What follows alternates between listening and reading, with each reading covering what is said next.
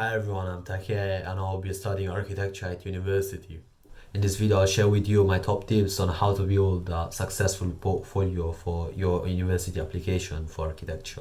Okay, my first tip is that when you start building your portfolio, don't think that your first draft is going to be your last one. Instead, what you want to do is to treat them more like a personal statement and realize that you'll probably have to do 2 or 3 different drafts to get your best and final version of your portfolio.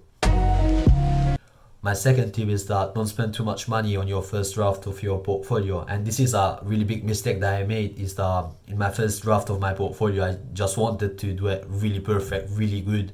And I ended up like spending so much money on the paper. I got the finest and the most expensive papers, which cost me like £2.50 each. And then after some feedbacks from like my teachers and a lot of different people, I just realized I have to do it all over again and make a new portfolio, because this one will not get me into the universities that I want to, because it's not really good enough. So yeah, just don't spend so much money on it. Okay, tip number 3 is that do an accurate plan of your portfolio before starting it or after doing your first quick draft. And the way that I did that is obviously like to write a plan and just decide which projects I wanted to include and what order I wanted to include them. And another way is that I did also like put all of my work in a table in a desk, and then just decided which one I wanted to select and just put post-it notes on them. Tip number 4 is that try to keep your portfolio between 15 to 20 pages long. If you do more than 20, it's probably going to be a bit too much, like 30 pages long, and you'll probably not have enough time to explain them and going over all of them in your interview. But if you like do less than, for example, 15 or 10, it's going to probably be a bit less and you can't really show them a lot of work. So yeah, just keep them like, try to keep them like between 15 to 20 pages long, your portfolio. Tip number 5 is that try to do the size of your portfolio between A1 or A2, and don't try to go below A2, because yours is not really recommended for my experience. And yeah, A1 or A2 should be the perfect size of it. I personally did my one A2, but my first version of it was A1. I decided to move from A1 to A2 because it was just easier to manage with and work with, and it was just a bit cheaper, so I didn't have to, like, for example, buy so many A1 papers. Okay. Tip number 6 is that try to make your trimming of the photocopies that you'll put in your portfolio as precisely and nicely as possible.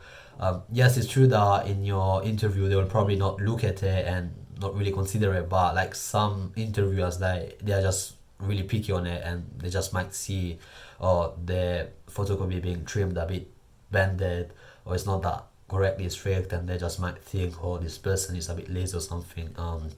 So yeah, just try to keep it as nicely and try to do it as nicely and precisely as possible, the trimming of your photocopies that you'll put in your portfolio.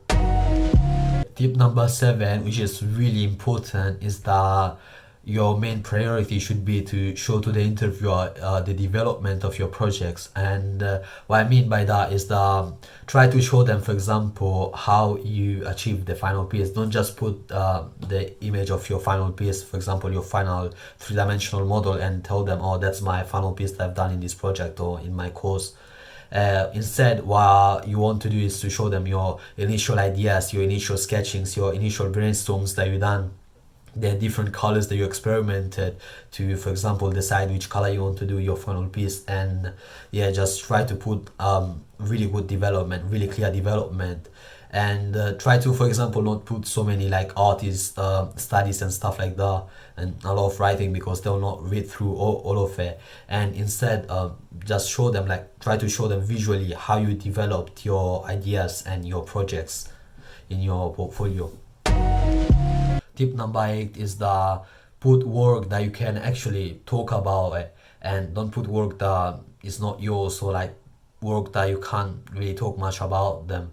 And yeah, for example, in your interview, if they ask you how did you do it, why did you do it, you have to just be really confident and make sure that you actually know why did you put this work in, and the full reason behind it, why did you put it, how did you do it, and all of these things.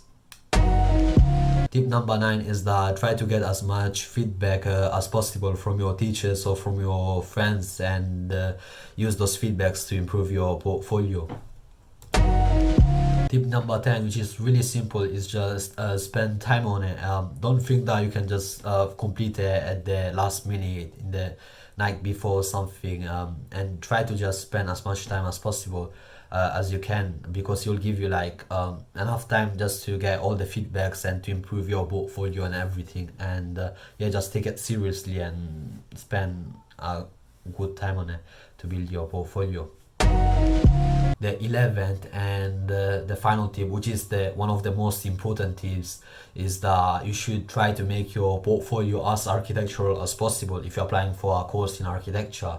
And yes, it's true that in a lot of cases, the universities, they'll tell you, or they're not looking for work that is the architectural, because ultimately you learn it here in your course. But the reality, in my experience, is that they just really like if you put architectural work instead of putting a lot of like portraits and work that's not related to architecture.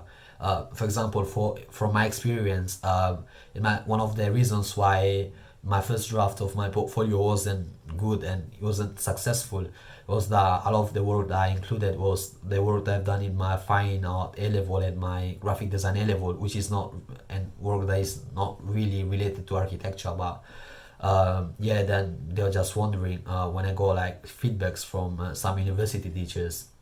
They're just asking me, "Oh, why do you want to study architecture? Don't you think that graphic design or game design would be a better suit for you, because your portfolio is really like graphic design based or like art based? You should try another course, or like you should do a foundation course to experiment a lot of different courses, because your work is not that architectural."